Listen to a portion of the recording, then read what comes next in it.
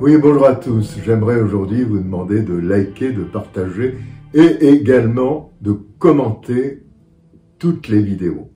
Statu quo à Bakhmout et tohu-bohu sur la scène internationale. Alors que le conflit ukrainien s'enlise, les médias s'affairent autour d'une affaire de drones américains interceptés en mer Noire par la Russie. Pendant ce temps-là, la Chine avance ses pions pour faire la paix. Explication.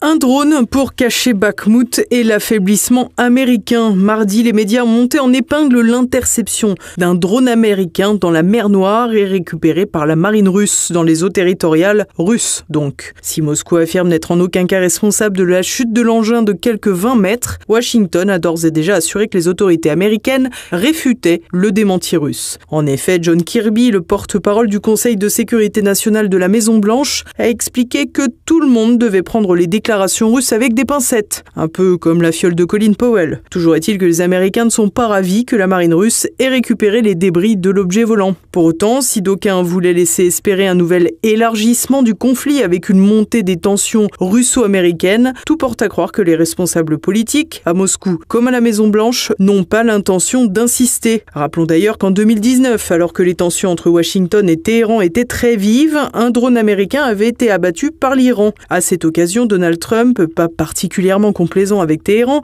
avait bombé le torse quelques heures, puis était rapidement passé à autre chose. De même, plusieurs drones ukrainiens ont été lancés sur le territoire russe ces derniers mois, sans qu'une riposte particulièrement virulente soit activée par Moscou. En réalité, les États-Unis ont d'autres inquiétudes. D'une part, l'évolution des combats sur le territoire ukrainien. Bakhmout est en effet encerclé par le camp russe et une seule voie d'évacuation demeure empruntable par les combattants ukrainiens qui continuent de se battre avec courage. Dans ce cadre, LCI affirme que les pertes russes sont pourtant 5 fois supérieures à celles de Kiev, allant jusqu'à déclarer que l'Ukraine faisait durer le plaisir pour, je cite, épuiser l'armée russe.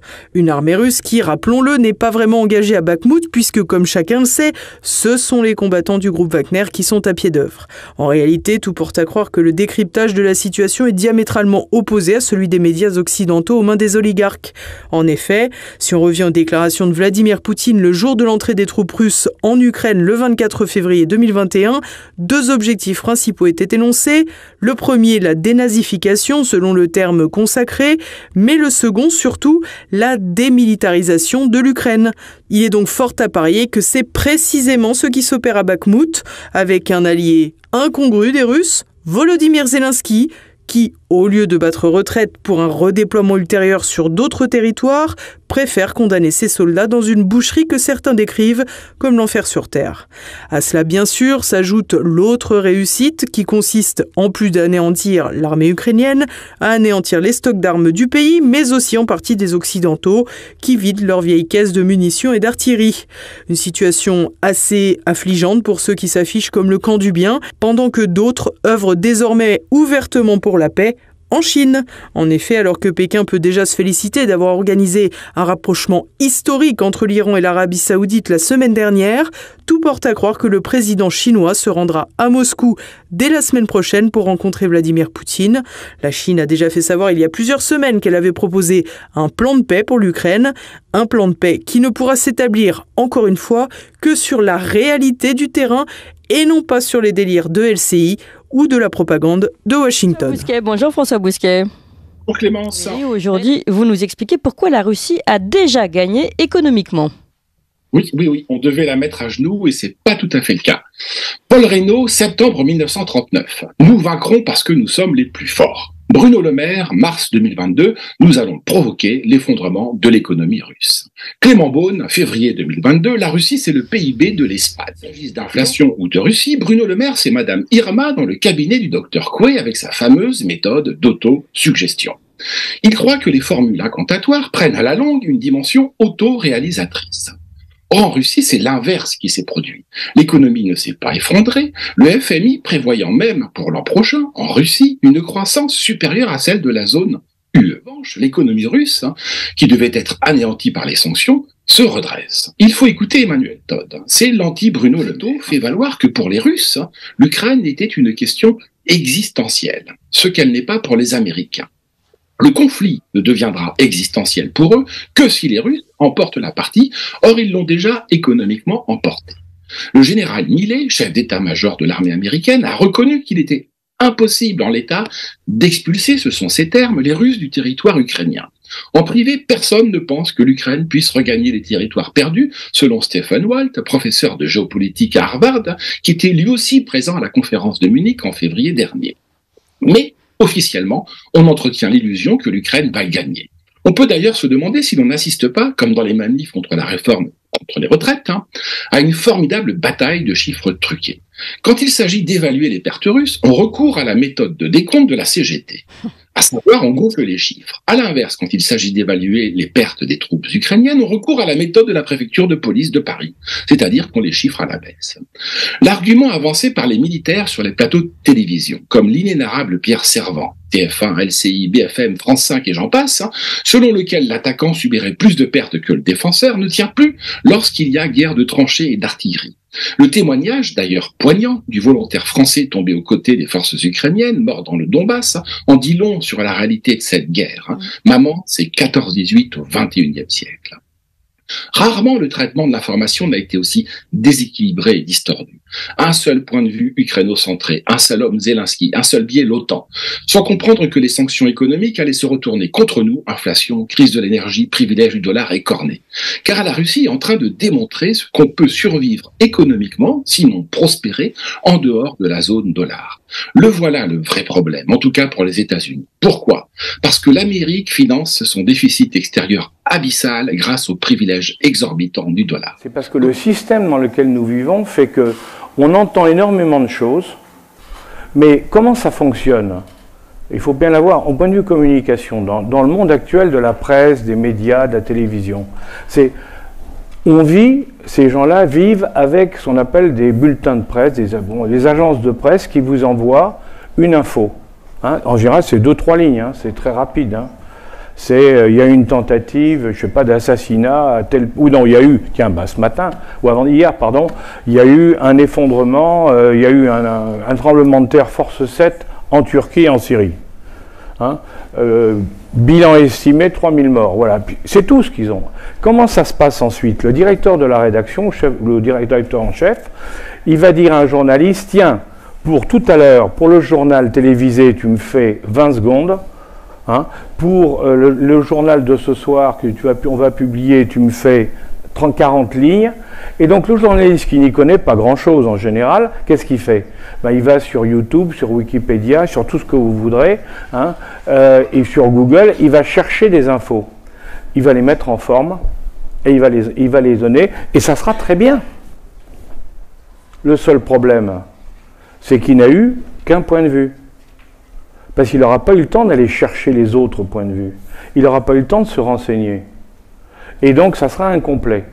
Et le drame de notre vision actuelle du monde, c'est que quand vous regardez la plupart des points qui nous intéressent, c'est qu'il y a une vision qui est partielle, et je dirais partiale. Le bilan aujourd'hui est, à mon avis, assez dramatique, même si aujourd'hui l'opinion autorisée consiste à être très heureux que l'Europe est enfin forte, unie, l'Occident est uni, l'Occident n'a pas plié, Munich ne se répétera pas, il y a une énorme euphorie, mais le bilan est catastrophique si on ne raisonne pas en américain. Si on raisonne en américain, c'est fantastique. C'est vrai que c'est tout bénef. Des ventes d'armes, des ventes de pétrole, de gaz de schiste, très, très écologique, comme vous le savez. D'un point de vue américain, et là, sans jugement et sans ironie, c'est une opération qui est plutôt positive. En plus, ils sont très loin du théâtre d'opération. Mais du point de vue européen, comment peut-on être heureux qu'une guerre, comme vous l'avez vous-même dit sur les plateaux, d'une intensité incroyable, jamais vue depuis Verdun, comment déjà peut-on être heureux de ça? Et comment peut-on dire que l'Europe est forte et unie? Comment ne peut-on pas trouver cela dramatique que l'Europe soit plus que jamais satellisée par les États-Unis? Certes, ça n'enlève pas le drame des Ukrainiens, mais comment peut-on se féliciter que l'Europe serait aujourd'hui unie, forte, face à un ennemi? Non, c'est dramatique, c'est une guerre civile européenne qui est en train de se dérouler, et les va-t-en-guerre clament leur énorme satisfaction parce que ça prouve qu'on existe. Non, l'Europe n'a jamais été aussi vassalisée. Rien que cela, on ne devrait pas être heureux que l'Europe se renforce dans son atlantisme, sa dépendance vis-à-vis des États-Unis. C'est la fin de ce qui restait de possibilité d'autonomie d'Europe. Voilà. Alors je sais que ça paraît pas très empathique vis-à-vis des Ukrainiens, mais si on parle d'un bilan général, c'est une vassalisation et une guerre qui va probablement en plus peut-être s'étendre un peu plus quand le chef d'état-major des armées vous dit depuis des années qu'il faut se préparer à des guerres de haute intensité et que le sacrifice sera nécessaire et qu'il n'y aura pas d'approximation.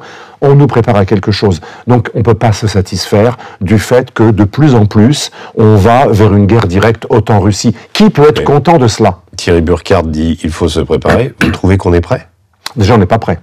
C'est pour ça qu'il dit qu'il faut qu'on se prépare. D'ailleurs, un des grands généraux, vous l'avez vu, tout ça a été très médiatisé, opérationnel au niveau de l'OTAN, a dit qu'il faut se préparer à une économie de guerre parce qu'on n'est pas assez prêt. Il faut aller dans une économie de guerre pour se préparer à une guerre OTAN-Russie. Des gens au très haut niveau en Angleterre, c'est toujours les plus enragés, les Anglais, face aux Russes, disent même qu'il faudra même peut-être un jour songer à une guerre directe avec des troupes de pays de l'OTAN sur les territoires ukrainiens. Ça veut dire une guerre mondiale, souvent les guerres mondiales sont européennes, hélas. Ça veut dire une troisième guerre mondiale en Europe qui va se généraliser. Donc comment peut-on être heureux de cela et diaboliser et traiter de munichois ceux qui essaient, sans être pro-russes, ceux qui essaient d'aller vers une déconfliction.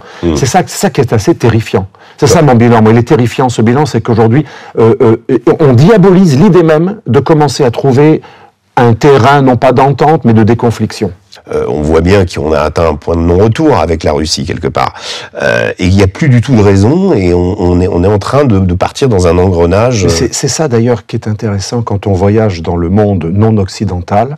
Comment est perçu l'occidental lorsqu'il fait la guerre?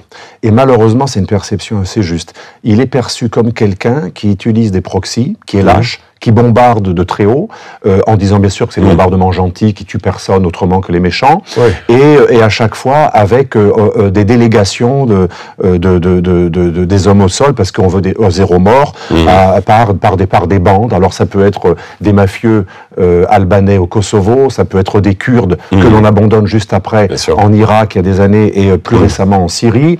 Et je pense que malheureusement c'est assez juste. Et cet homme-là occidental, qui n'est plus capable de sacrifice, qui veut zéro mort, il veut faire des guerres propres, qui tuent que des méchants, qui tuent presque personne. D'ailleurs, c'est de dommages collatéraux, alors qu'on a eu des centaines. Moi, j'ai vu quelqu'un du COS qui revenait de Mossoul, il me disait, ça a été un carnage. On a fait aussi, et vous y étiez, on a fait des choses aussi horribles que les Russes à Alep, mais ça, bien entendu, ça ne se dit pas. Donc voilà comment on est perçu comme lâche, on tue plein de gens, bien sûr, c'est des dommages collatéraux quand on tue des fillettes ou des familles entières avec des bombes propres. C'est des gommages collatéraux, c'est jamais des crimes. Et en plus, on délègue parce qu'on n'a pas le courage d'avoir beaucoup de pertes au sol. Et donc, je dis pas que c'est bien ou mal, je dis pas qu'il faudrait que nous allions mourir en masse, pas du tout. Mais on est perçu comme ça, et je pense que c'est légitime. Et donc, cette guerre en Ukraine, eh ben, c'est une guerre par procuration, parce que c'est pas nous qui allons mourir. Mais à mon avis, dès qu'il y aura besoin d'envoyer des contingents, certes, il y a des professionnels qui iront. J'étais à l'école de guerre récemment pour une conférence, et je parlais avec des pilotes qui sont prêts, et heureusement, on a des gens encore capables d'aller jusqu'au sacrifice suprême, parce qu'ils sont payés pour ça, c'est leur mission, c'est leur vocation. Mais avec ce pilote, d'ailleurs, nous parlions de la Turquie. On parlait de la Turquie, et ce pilote me disait, on a un accord de défense avec la Grèce, et si Erdogan continue à montrer les dents et à vouloir envahir des îles grecques, nous irons au combat. Donc, heureusement, il y a des gens qui sont capables d'aller au combat pour des bonnes causes, lorsqu'il y a des accords de défense, lorsqu'il y a un engagement qui est nécessaire, mais il faut rappeler quelque chose d'essentiel qu'on ne dit jamais, nous n'avons aucun accord de défense avec l'Ukraine. L'Ukraine ne fait partie d'aucune organisation de défense ou de sécurité qui nous engage. Et je me rappelle toujours de la phrase du général de Gaulle. J'ai un peu dévié, mais c'est important. De Gaulle disait en 63 devant le Sénat, si nous faisons une guerre, ça doit être la nôtre. Et aucune alliance ne doit être intégrée qui nous obligerait à faire une guerre qui ne soit pas la nôtre. Ça...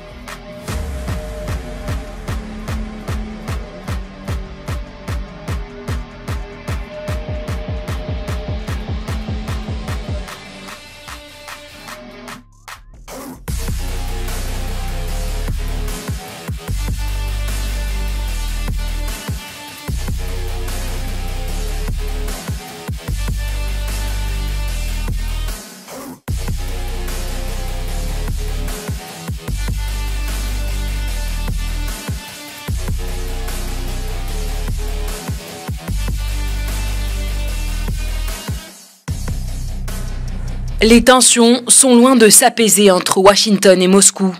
Dernier point de discorde entre les deux puissances, un incident aérien où les États-Unis accusent l'aviation russe d'avoir intercepté et percuté un drone américain Reaper au-dessus de la mer Noire. Une attaque qui a provoqué la chute de l'appareil de surveillance américain. Alors que le Kremlin dément toute accusation, le Sénat américain dénonce des actes hostiles et dangereux.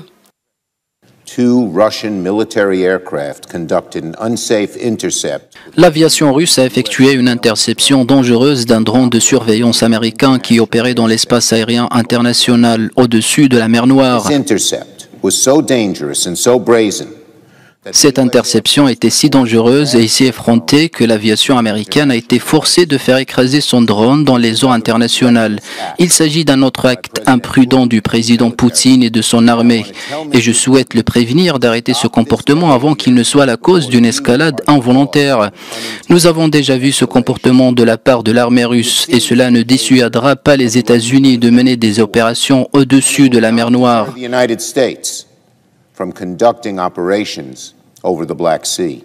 Le drone américain en question est un aéronef 20 mètres d'envergure, piloté à distance et équipé de capteurs et capable d'attaquer une cible.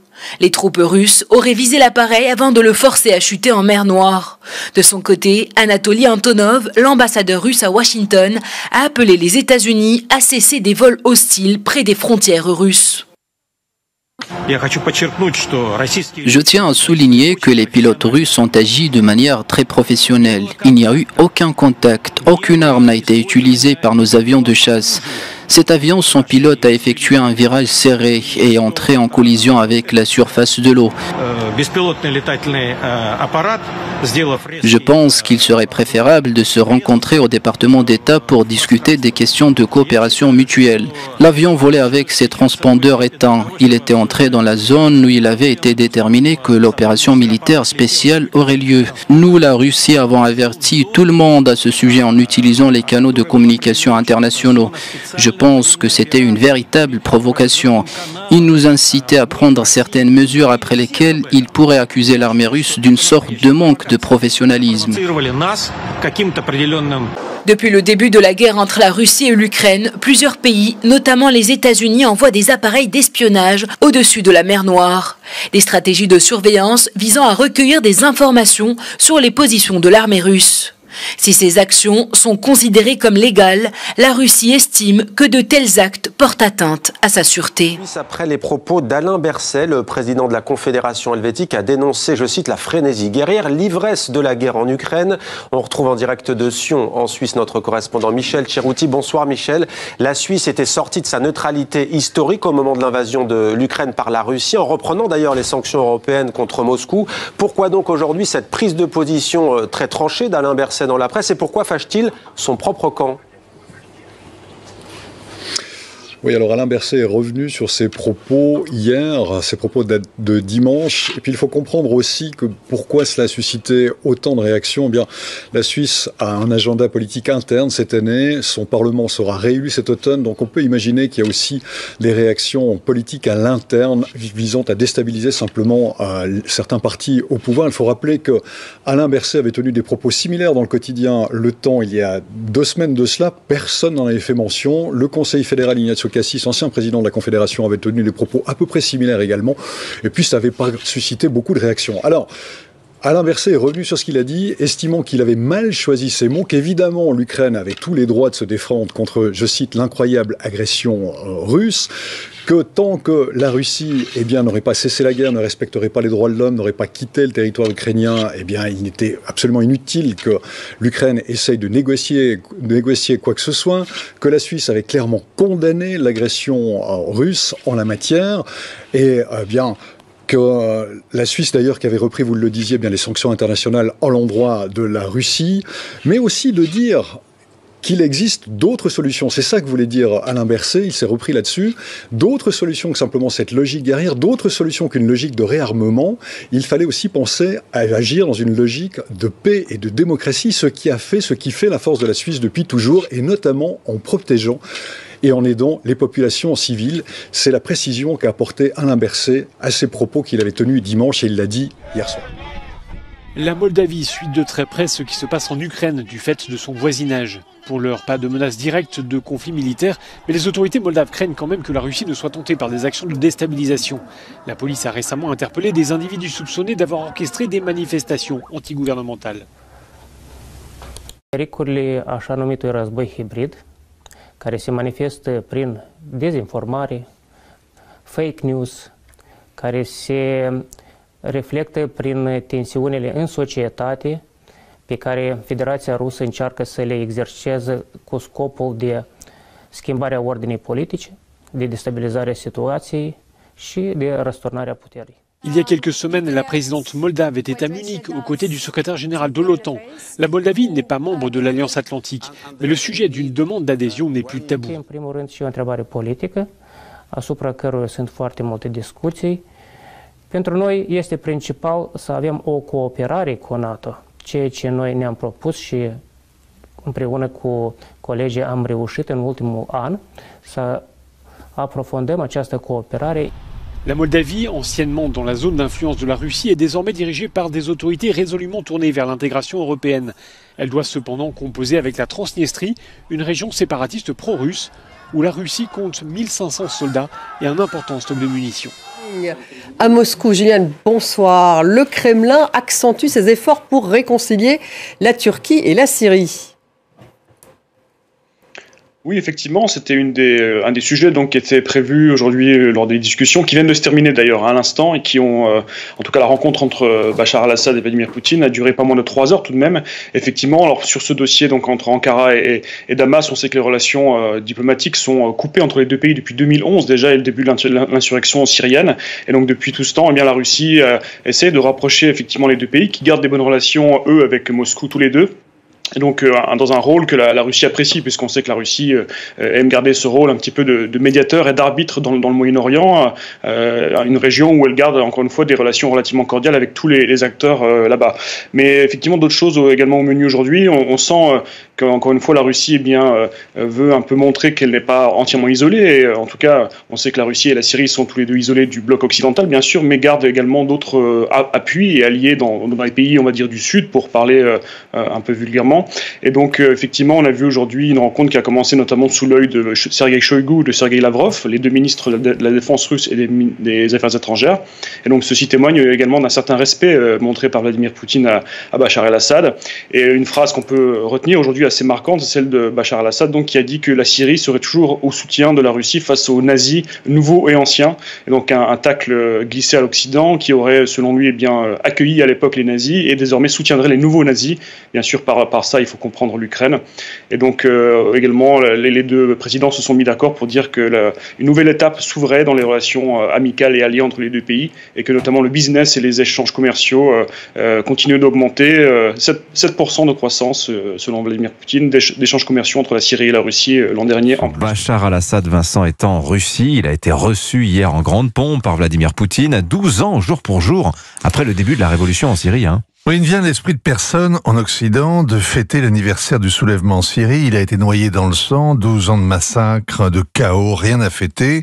Et hier, il n'y a pas eu un mot, pas une larme pour les 500 000 morts, pas même un juron pour commémorer le jour anniversaire de cette révolution. En vrai, l'Occident n'y pense plus. L'Ukraine a remplacé la Syrie dans le grand spectacle de l'information continue et de l'indignation permanente. Et pourtant, la guerre continue, elle aussi, à bas bruit. Bachar el-Assad est toujours là, avec sa femme et son clan. Ils tiennent un narco-État, le royaume du Captagon. Il y a aussi Daesh qui redresse la tête. La menace grandit. Et les sanctions sont toujours là, qui punissent les gens ordinaires pour n'avoir pas réussi à se débarrasser de leur gouvernement. 13 millions de Syriens ne mangent plus à leur faim. Alors, il y a quand même eu une grande manifestation anniversaire à Idlib. Oui, au nord, où s'entassent 2 millions de déplacés, sans compter tous les réfugiés qui sont refoulés par les Turcs. Pour eux, le séisme du mois dernier a été le coup de grâce. Les agences de l'ONU sont débordées et de facto, elles financent ce village islamiste qui résiste encore à l'envahisseur, c'est-à-dire aux Russes qui bombardent régulièrement les villages et les camps. Ce sont des crimes de guerre, mais le monde regarde ailleurs parce que Idlib, c'est aussi le réduit des furieux d'Al-Qaïda et de leurs amis. Hier, la manifestation a rassemblé des milliers de participants sur la Grand Place, une écrasante majorité d'hommes, tous barbus, et les banderoles de l'opposition qui est fière d'avoir fait la révolution et qui refuse surtout toute normalisation, qui refuse que Bachar el-Assad redevienne fréquentable. C'est pourtant en cours. Les pays arabes sont impatients de renouer et le séisme leur a donné l'occasion qu'ils attendaient et le Turc pourrait lui aussi se laisser convaincre. Alors la normalisation lente de Bachar al-Assad, Vincent, Vladimir Poutine s'en occupe. Oui, les deux pestiférés ont tenu hier un sommet au Kremlin. On ne sait pas s'ils ont salé le champagne. En tout cas, ils ont gagné la guerre que l'Occident a perdue. Leur ennemi commun dénonce leurs crimes contre l'humanité, mais l'Occident n'a pas réussi à les mettre en cage. Vladimir Poutine et Bachar el-Assad partagent le même mépris et le même credo, seul compte les rapports de force. Le Russe serait fier de réconcilier Bachar el-Assad et Recep Tayyip Erdogan. Quel pied de nez à l'OTAN. Le Turc ne dit pas non. Selon lui, la rancune et le ressentiment n'existent pas en politique. Il est donc prêt à oublier les offenses s'il obtient la peau des Kurdes, nos derniers alliés au Proche-Orient, nos gardes-chiourmes. L'affaire avance bien. Les diplomates se retrouvent en cette fin de semaine pour préparer un sommet bilatéral. Bref, 12 ans après, les Européens qui financent et arment l'Ukraine, comme ils ont financé et armé l'opposition syrienne, feraient bien de regarder l'histoire en face pour éviter qu'elle recommence. La signature est mise en garde. Vincent Hervouette, merci Vincent, 7h46. 3000 habitants situés à 150 km de la frontière tuniso-libyenne. Des stations essence de fortune de ce type, il y en a des dizaines sur la route nationale qui relie les grandes villes du sud-est du pays. Le carburant vendu ici provient de la Libye voisine. Mohamed a créé cette petite station-service en 2006.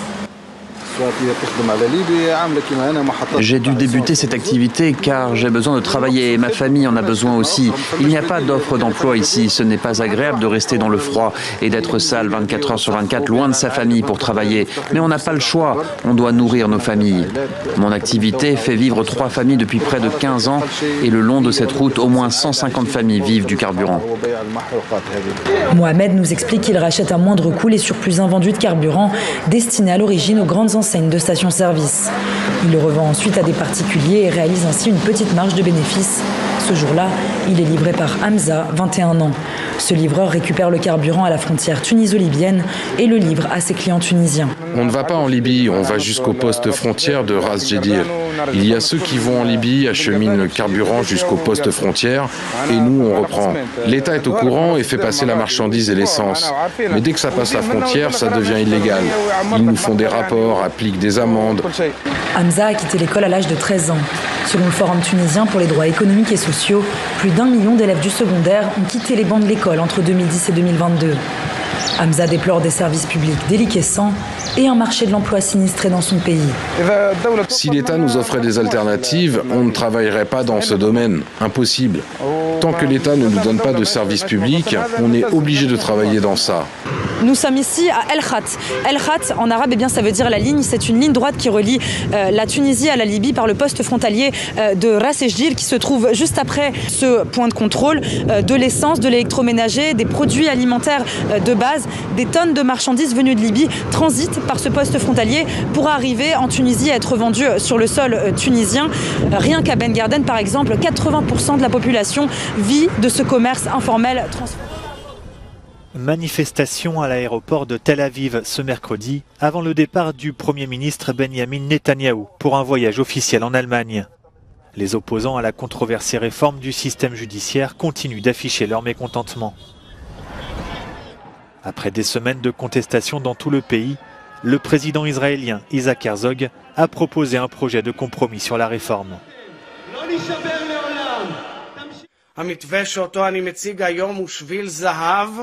שמכנס באופן ראוי, הגון, מאוזן ובונה את התפיסות, האמונות, הדאגות והחששות.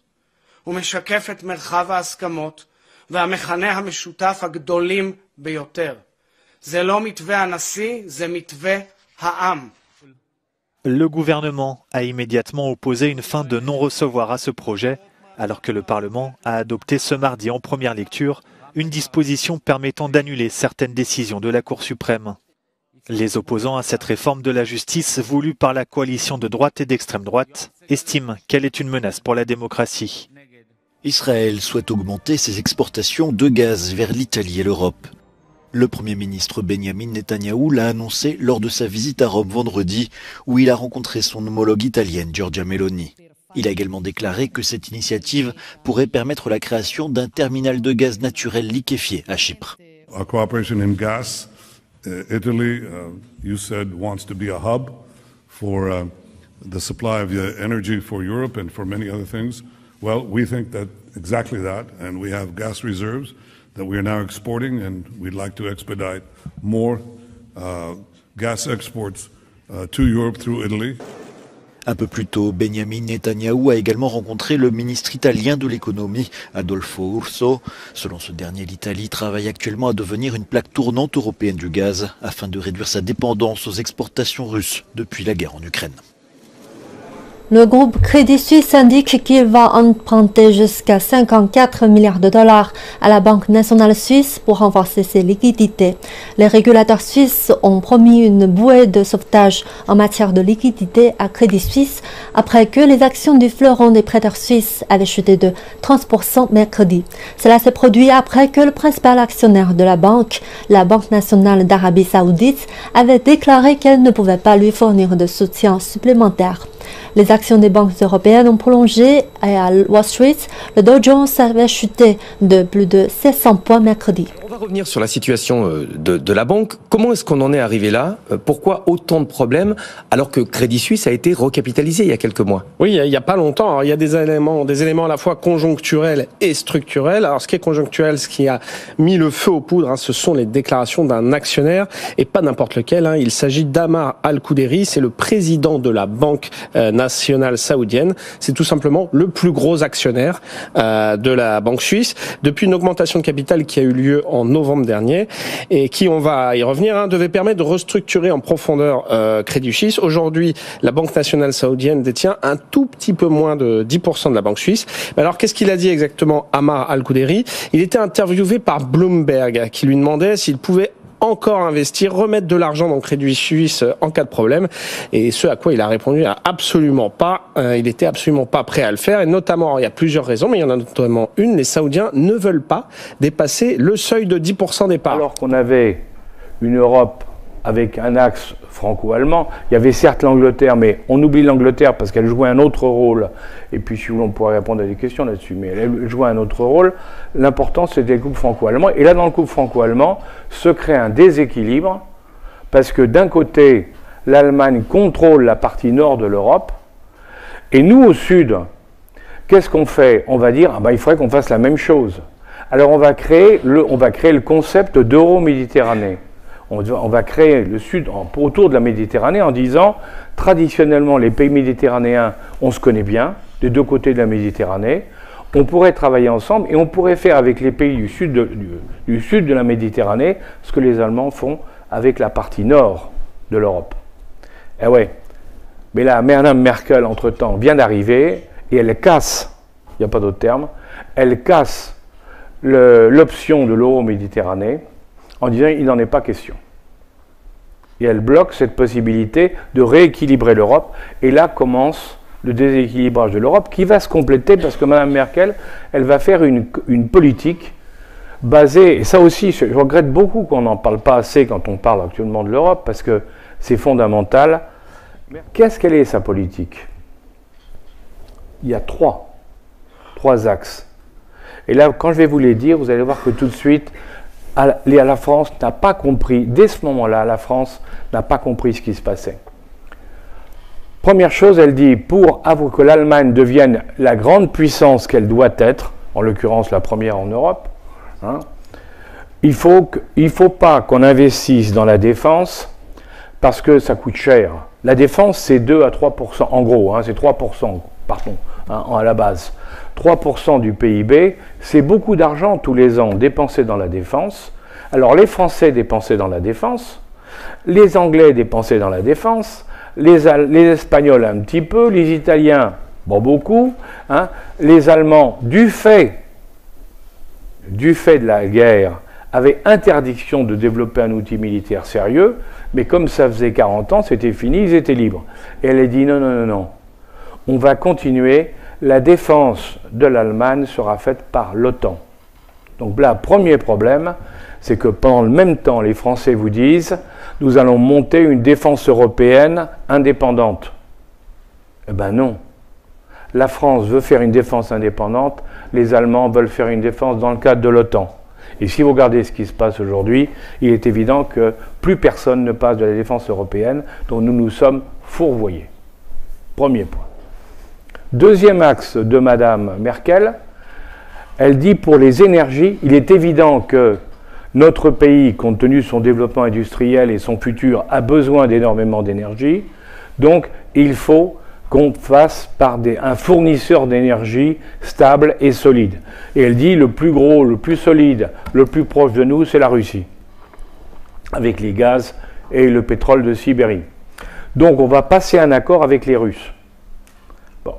Et elle va donc mettre tout en place une politique progressive avec l'aide de Schröder, entre parenthèses, qui était jusqu'à la guerre d'Ukraine un des patrons de Gazprom de l'autre côté, chez les Russes. Il était administrateur chez Gazprom, hein, en remerciement de la politique allemande qui avait été faite. Donc les Allemands vont, dans un premier temps, s'approvisionner bien sûr par les pipelines, que vous savez, les gas pipes ou les pipelines qui passent par la Pologne, qui passent par la Hongrie et surtout qui passent par l'Ukraine. Hein. Mais comme le gaz ou le pétrole qui passe par les pipelines, eh bien, dans chaque pays que vous traversez, vous devez payer des royalties. Hein, c'est normal. Hein. Vous empruntez le territoire, ben vous payez, c'est comme un péage d'autoroute. Hein, vous devez payer. Donc, on verse des royalties très importantes aux Ukrainiens, aux Polonais. Alors là, Merkel, elle a dit, mais c'est pas intelligent. Et avec l'accord des Russes, ils ont dit, on va faire beaucoup plus malin que ça, on va passer par la Baltique, parce que la Baltique...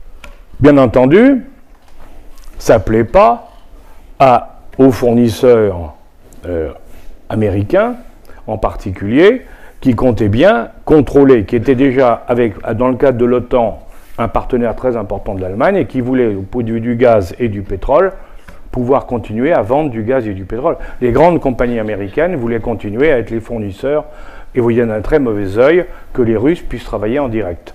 D'où toute une série de manœuvres politiques, et manœuvres politiques qui pourraient aboutir, pour essayer d'arrêter la fourniture de gaz ou réduire la fourniture de gaz en Allemagne. Il s'ajoute à ça le fait que Mme Merkel, pour se faire réélire, la troisième élection de Mme Merkel, elle est battue au point de vue des chiffres. Son parti est insuffisant. Pour pouvoir passer, il faut qu'elle s'allie aux écologistes. Les écologistes, eux, depuis toujours, sont contre le nucléaire, en Allemagne. Ils ont été les premiers en Europe, ça c'est pour ceux que ça intéresse, les premiers en Europe qui ont manifesté contre le nucléaire, ça a été en Allemagne, donc les écologistes allemands. Et donc les écologistes vont dire à Merkel, si vous voulez qu'on vienne avec vous dans le gouvernement et que vous soyez réélu, vous abandonnez le nucléaire.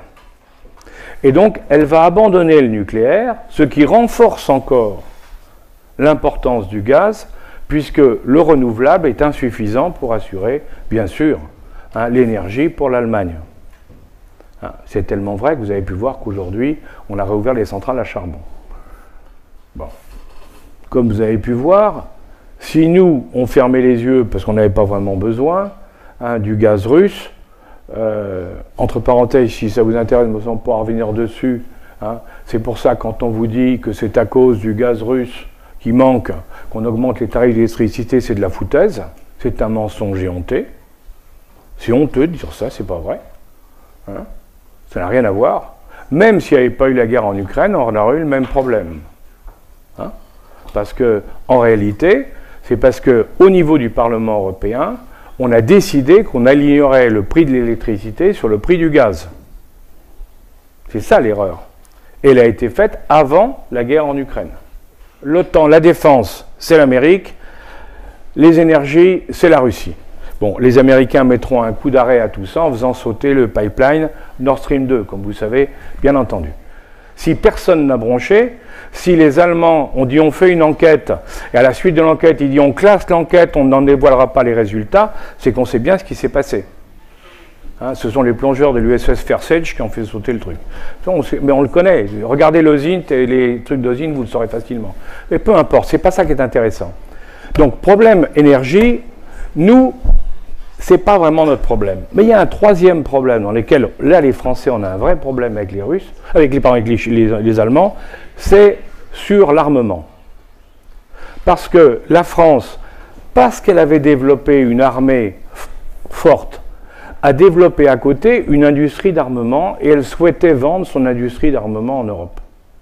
Et elle espérait que dans le cadre européen, on arriverait, bien sûr, à vendre tout ce qu'on faisait à chacun des pays d'Europe. Or, ce n'est pas du tout ce qui s'est passé. Pourquoi? Le Parlement européen, depuis 2 ans, presque 3 ans maintenant, hein, essaye, sous la pression des Verts allemands, d'obtenir que toute exportation d'armement depuis l'Europe soit autorisée par le Parlement européen. Il est évident que si cette loi passe, ils tentent de la faire passer depuis 2 ans, si elle passe, c'est la fin de l'industrie d'armement français. Parce que jamais, bien sûr, le Parlement européen n'aura le feu vert pour qu'on puisse vendre à l'extérieur. Donc, on est dans une situation qui est, de ce côté-là, très mauvaise. Et c'est aggravé par le fait que les quelques contrats qu'on avait avec l'Allemagne sur le plan de la défense, hein, le Poséidon, c'est l'avion de surveillance maritime, ils ont acheté des avions américains, l'hélicoptère Tigre, il fallait le refaire, ils ont abandonné, hein, on a le char, le fameux char. Bon, on a signé un accord avec eux, on discute toujours sur la forme du char. Il y a 2 sociétés en Allemagne qui font des chars. La deuxième, elle a sorti un char qui est la réponse à tous les problèmes sur lesquels on réfléchit. Donc ça veut dire que le nôtre, il est déjà mort avant d'être construit. Hein. Et enfin, vous avez pu voir le Rafale, où on a beaucoup discuté, parce que les Allemands disaient, nous, à partir du moment où on fait le Rafale avec vous, on va avoir tous les plans. Et bien entendu, les Français disaient pas question, on ne va pas vous donner nos secrets d'entreprise. Donc, on voit qu'actuellement, les Allemands s'écartent dans tous les domaines de l'armement de nous. Et que, compte tenu du risque qu'il y a également au Parlement, hein, il y a donc un gros problème pour l'industrie de l'armement qui s'inquiète. Or, l'industrie de l'armement, il ne faut quand même pas l'oublier, en France, c'est en gros 1 million de personnes, hein, en direct et indirect, hein, les salariés, les gens qui travaillent autour, laboratoires de recherche et tout. Donc, si vous voulez, c'est beaucoup de gens et beaucoup de monde, beaucoup d'emplois. Donc, Mme Merkel, avec ces elle avait cet axe-là, énergie, hein, elle avait, je vous disais, l'armement, hein, et là, c'était en lien avec... Et puis, elle avait un grand axe économique, c'était la Chine. Mme Merkel a dit l'avenir de la planète au niveau économique, on va en reparler tout à l'heure et elle a raison, elle avait raison, elle a toujours raison, l'avenir, il faut le regarder du côté de l'Asie, la Chine est le pays d'avenir. Donc, on va travailler avec les Chinois.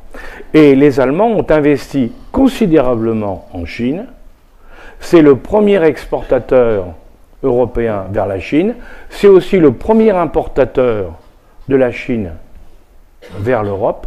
Hein. Et juste avant, ça c'est des choses qu'il faut regarder quand on observe tout ça, juste avant la fin de son mandat, pour être bien sûr que ça continuerait, Mme Merkel a signé au nom de l'Europe, et on se demande comment elle a pu la signer au nom de l'Europe, elle a signé au nom de l'Europe un accord de collaboration économique avec la Chine, dans lequel, comme par hasard, l'Allemagne est particulièrement privilégiée. L'Union européenne veut renforcer ses efforts pour ne pas perdre la bataille industrielle verte face à la Chine et aux États-Unis. La valeur de ce marché progresse très rapidement. Il a atteint l'année dernière 1 000 milliards d'euros. Mais en matière de technologie de l'information, de panneaux solaires et autres innovations propres, l'Union se trouve en situation de forte dépendance car la plupart des matériaux proviennent de Chine. La Commission européenne doit présenter jeudi 2 propositions, une sur l'industrie verte et l'autre sur les matières premières critiques, afin d'affirmer son autonomie stratégique. We get 98% of our rare earth supply from China. 93% of our magnesium from China. 97% of our lithium from China. And you can continue this list over and over again. And, honourable members, we know that the pandemic and the war have taught us a bitter lesson about over-dependencies. So if we want to be independent, we urgently need to strengthen and diversify our supply chains with like-minded partners. L'Union souhaite mettre en place une coalition de pays démocratiques afin d'augmenter la production de matières premières et de contrebalancer la position dominante de la Chine. La présidente de la Commission souligne que son institution souhaite aussi réduire la bureaucratie, dépenser davantage dans la recherche et assouplir les règles en matière d'aide d'État pour favoriser les investissements dans ce secteur. Mais certains eurodéputés préviennent que ces mesures pourraient avantager d'abord les grands pays membres, comme la France et l'Allemagne. The President of the Commission referred to some steps regarding the issue of bureaucracy, the issue of state aid, which we think are okay, but we need much more. We need a true European response. That means help to all the countries in Europe to really green their industries and not just Germany and France. Because the state aid help, 80% of it has been going to Germany and France. And that's not preserving the integrity of the internal market. Après la présentation des propositions jeudi de la Commission, les 27 États membres organiseront un débat la semaine prochaine à Bruxelles lors du sommet européen.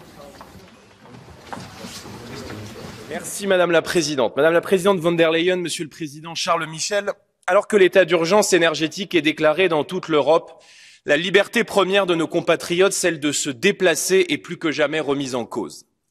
Mais que vous ont donc fait les automobilistes pour mériter autant de haine ? Après les taxes carbone, qui ont déclenché en France la colère des gilets jaunes, après les malus en tout genre, après la privatisation des autoroutes qui a entraîné la hausse massive des prix des péages, l'Europe et les ayatollahs de l'écologie punitive ont inventé à leur égard une nouvelle persécution, les zones à faible émission qui interdisent des grandes agglomérations une majorité de véhicules. Avec ces zones à faible émission, vous légitimez derrière le beau principe de l'écologie l'exclusion assumée des gens ordinaires, de ceux qui n'ont d'autre choix que d'utiliser leur voiture à diesel pour vivre et travailler. Mais l'enfer est pavé de bonnes intentions. Ces zones à faible émission sont des zones à grande exclusion, qui vont reléguer hors des grands centres urbains les plus modestes, dont la voiture est souvent le seul moyen de transport. Avec ces zones à faible émission, mieux vaut être le propriétaire d'une Porsche hybride dernier cri qui habite dans un quartier huppé que celui d'une petite Clio avec 75 000 km au compteur qui vit dans une commune rurale. Vous érigez autour des grandes villes d'Europe une citadelle invisible et pourtant infranchissable, celle de l'argent. En définitive, ces zones à faible émission érigent des péages contre les plus modestes. Avec l'interdiction démagogique de la vente de véhicules thermiques à horizon 2035, avec l'instauration de ces ZFE, vous confirmez que pour l'Union européenne, l'écologie se résume à surveiller, punir, exclure, taxer, affaiblir et traquer. Nous, Français, sommes parmi les plus propres, les plus vertueux au monde. Ayez le courage de dresser votre écologie punitive contre la Chine, contre les États-Unis, contre les puissances émergentes qui ne respectent aucune des normes que vous imposez aux entreprises, aux agriculteurs et aux industriels européens. Celui qui pollue, ce n'est pas l'automobiliste français, mais le supertanker venu du bout du monde. Alors que l'Europe se pose la question de son avenir ce matin, nos concitoyens, eux, se demandent si se déplacer n'est pas en train de devenir un produit de luxe qui leur sera demain inaccessible. Je vous remercie. La voiture thermique n'a pas dit son dernier mot. De plus en plus d'États membres de l'Union européenne s'opposent à l'interdiction de vendre des voitures neuves roulant à l'essence ou au carburant d'ici 2035. Après l'Allemagne, ce fut ensuite l'Italie, la Pologne et la Bulgarie, et c'est désormais au tour de l'Autriche de rejoindre le camp du non à cette décision. Ceci devrait suffire à bloquer l'adoption de la décision par le Conseil de l'UE. En effet, les votants n'auraient plus la majorité qualifiée, c'est-à-dire 55% des États représentant 65% de la population de l'Union européenne. La France ne se sera toutefois pas illustrée pour sa clairvoyance sur Madame la Présidente, Madame O'Reilly, Monsieur le Commissaire, chers collègues. Madame la médiatrice, pardonnez-moi, tout d'abord, merci et bravo pour votre travail. Depuis que vous dirigez cette institution, vous avez combattu pour la transparence et contre les cas de mauvaise administration à Bruxelles. Vous avez osé critiquer les achats par la Commission de 1,5 million de masques défectueux et surtout la négociation par SMS des vaccins Pfizer-BioNTech. Vous avez aussi révélé que le pantouflage n'est pas contrôlé au sein de la Commission. En 2019, sur 1000 demandes de passage de fonctionnaires vers le secteur privé, l'exécutif européen n'en a bloqué que 6. D'après LinkedIn, plus de 250 anciens employés de la Commission travailleraient pour Amazon, Google, Microsoft, Facebook ou Apple. Combien d'ex-commissaires sont devenus des lobbyistes? Merci de nous avoir interpellés aussi sur l'opacité du lobbying de l'industrie du tabac. Nous avons besoin d'éthique, de confiance et d'honneur. Madame, je vous félicite aussi d'avoir ouvert une enquête lundi dernier sur les vols gratuits qui auraient été accordés par Qatar Airways à un directeur général de la Commission. Je regrette qu'une seule chose, que vos recommandations soient souvent ignorées par la Commission de Bruxelles. C'est l'autre réforme du gouvernement qui ne passe pas, celle de la police. Avec cette idée de Gérald Darmanin, le ministre de l'Intérieur veut un chef unique par département. Et pour tous les policiers, y compris ceux de la police judiciaire, colère de ces agents qui se réunissent devant les tribunaux aujourd'hui. Pour eux, départementaliser, c'est perdre en efficacité, notamment contre le crime organisé qui dépasse les frontières des territoires. Écoutez Franck Nicole, secrétaire général adjoint de l'Association nationale de la police judiciaire. Demain, on devient une police judiciaire départementale. Ça n'a pas de sens. On a été créé, nous, police judiciaire, il y a plus d'un siècle maintenant, parce que la criminalité dépassait le cadre des villes et des départements. C'est un retour en arrière qu'on ne s'explique pas. La criminalité, elle a plusieurs niveaux. Nos collègues de sécurité publique font un énorme travail sur le local, le départemental, très bien. Nous, notre fonction, c'est de travailler sur l'échelon supérieur, c'est-à-dire les réseaux criminels, les têtes de réseau, que ce soit en stup ou en banditisme. La presse relate régulièrement nos succès sur un trafic de stup. On s'intéresse au point de deal et on s'intéresse à l'importateur. Un point de deal qui sera traité se déplacera et gênera la population à un autre endroit. Les deux sont importants. Demain, on supprime la capacité de la police judiciaire à travailler sur les importations, par exemple, en termes de stup. Franck Nicole, secrétaire général adjoint de l'ANPJ au micro européen de Stéphane. Explique, la police vient de découvrir un réseau de très jeunes tueurs à gages qui opéraient sur tout le territoire, la région parisienne, la Bretagne, Marseille. Ce sont des très jeunes. Certains sont des ados. 9 sont interpellés, soupçonnés d'appartenir à ce réseau. Nous sommes avec Alain Bauer, qui est professeur bien connu en criminologie. Bonjour Alain Bauer. Bonjour. D'abord, qu'est-ce qu'un tueur à gages ? Un tueur à gages, c'est quelqu'un qui ne vous tue pas parce qu'il ne vous aime pas, parce que vous l'avez quitté, parce qu'il a un différend personnel avec vous. C'est quelqu'un qui fait ça d'un point de vue professionnel, rationnel et dénué de toute raison autre que l'argent. Ouais, c'est ça. Alors là, visiblement, c'est un réseau avec des très jeunes. Certains sont des ados. Ça vous étonne ou pas ? Alors en France, oui, c'est une première. Alors pas les règlements de compte. Les règlements de compte entre trafiquants de stupéfiants commencent avec des gens qui ont 15, 16, 17 ans dans des relations de tu m'as volé ma drogue ou tu es sur mon lieu de deal ou tu ne m'as pas payé une dette. Mais aux États-Unis, ça existait déjà dans les années 40-50. Il y a eu un double réseau, d'ailleurs, un réseau à la fois de salariés, on va plutôt appeler ça des prétoriens, des gardes de la criminalité new-yorkaise qui agissaient autour de Butsy Siegel, et puis des sous-traitants qui étaient des opérateurs extérieurs. Et surtout, il y a des apprentis. Il y a dans le monde des tueurs à gages une forme d'apprentissage où des plus anciens recrutent des plus jeunes pour en faire d'abord vraiment leur apprenti au sens historique du terme, puis qui prennent du grade et qui éventuellement à la fin soit travaillent avec eux, soit les remplacent. Ouais. Qu'est-ce qu'on sait de cette histoire-là, Alain Bauer ? Donc 9 ont été interpellés, vaste réseau. Par qui était-il utilisé et combien leur rapportait entre guillemets un assassinat ? Alors d'abord, l'enquête est en cours, oui, donc c'est on en ne sait cours, pas grand-chose. Et puis tout ça, pour l'instant, ce sont des présumés suspects. Pour l'instant, ils sont interpellés, auditionnés, mais certains en ont dénoncé d'autres. Et à la fois leurs réseaux sociaux d'un côté et le fait qu'ils parlent beaucoup de l'autre, c'est un effet probablement du jeune âge, ont amené la police à découvrir de nombreuses ramifications et donc découvrir l'ampleur de ce réseau. C'est assez rare d'avoir autant de personnes. Il y a des logisticiens, des gens qui gèrent les rendez-vous. Ça ressemble un peu à un réseau de prostitution revisité d'un point de vue purement technique. Avec du trafic venant d'êtres humains en quelque sorte aussi qui viennent de l'étranger, quoi. Oui, il y a un peu de tout. On est plutôt dans une logique multitâche dans le crime moderne.